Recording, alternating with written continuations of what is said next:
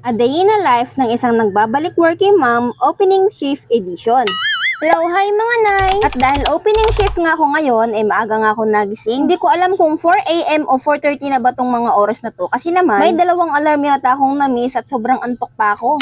Hindi ko alam kung nag-snooze lang palang 10 minutes o yung pang 4:30 na alarm na yung narinig ko. Basta madilim-dilim pa lang ay bumangon na ako para nga maghanda ng aking mga gagawin bago pumasok. Siyempre, pagkagising, toothbrush muna. Para naman kung may makasalubong, hindi naman mamatay sa amoy ng bunganga natin. Ng bunganga ko lang pala.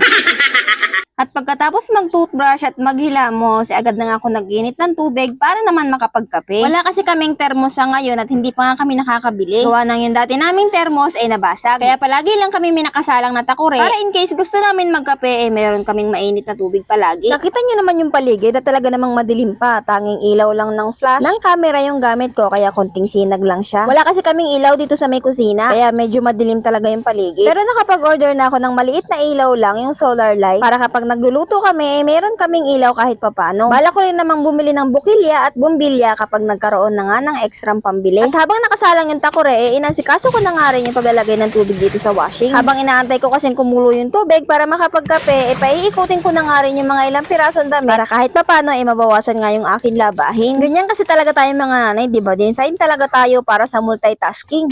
Hindi, totoo. Pansinin nyo, bibihira sa mga boys yung nagmumultitasking. Kadalasan sa kanila talaga, kapag may isa silang ginagawa, yun muna yung tatapusin nila bago sila pumunta sa isa pang gagawin. Hindi katulad natin mga nanay, hahanap at hahanap tayo ng time para maisingit yung mga ibang gawain habang gumagawa ng iba pa, di ba? Halos mga damit nga pala ng mga bulinggit itong pinapaikot ko kasi naman mauubos na naman yung mga damit nila. Ilang beses ba naman magpalit sa maghapon, gawa ng laging madumi? Sabagay kasi sa labas talaga yung mga laro nila at hindi kasi sila pwedeng gumamit ng mga gadgets. Habang paikot ko nga yung unang nakasalang ko sa washing, bababa na nga rin ako para mag-iib ng tubig. Lalagyan ko uli yung mga timba na nawalan ng laman dahil nilagay ko sa washing. Kita nyo naman na talagang pabukang liwayway pa lang at namumula-mula pa yung kalangitan. Pero medyo maliwanag naman na yan. At kita ko na yung daan kaya hindi na ako nagdala ng flashlight. Yan, kung makikita nyo, talagang naaaninag na yung paligid dahil maliwanag na. Alas 5 pa lang ng umaga yan.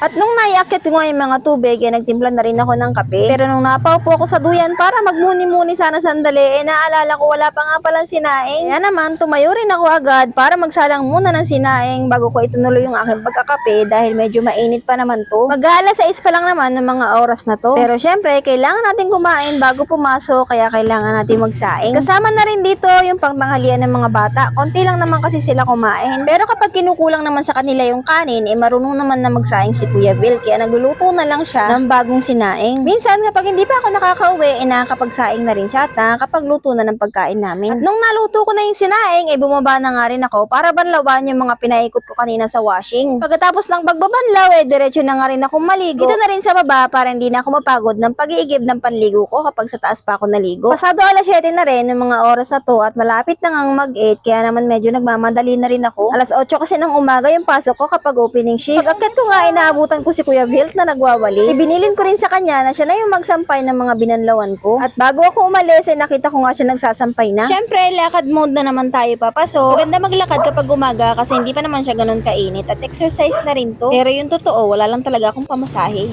Kareng. At kapag kami nga yung nauna dito, kami na rin na magbubukas at kami ang magpe-prepare nung mga ititinda namin. At eto, meron akong konting pasilip kung paano yung ginagawa namin tuwing umaga.